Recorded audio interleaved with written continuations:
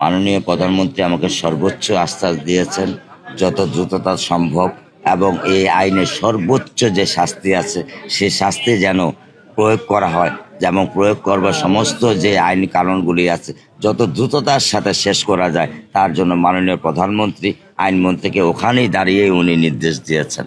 আমি তার জন্য মাননীয় প্রধানমন্ত্রীর কাছে কৃতজ্ঞতা প্রকাশ করি। শুধু আমি না, আপনারা নিজেরাই দেখেছেন রাস্তাঘাটে মেয়েরা, মারা, বাবারা সবাই কিন্তু কান্না করতেছে।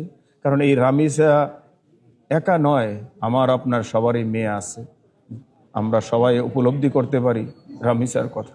তাই আমি কান্না করতেছি যে আমার মেয়ের কথা মনে। আমিও বাপ হিসাবে বাংলাদেশের সর্বোচ্চ আইনের বিচার চাই।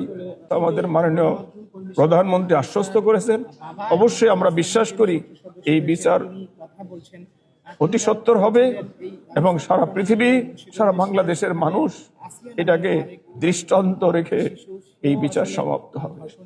আপনারা সবাই ভালো থাকেন, সুস্থ থাকেন। আসসালামু আলাইকুম।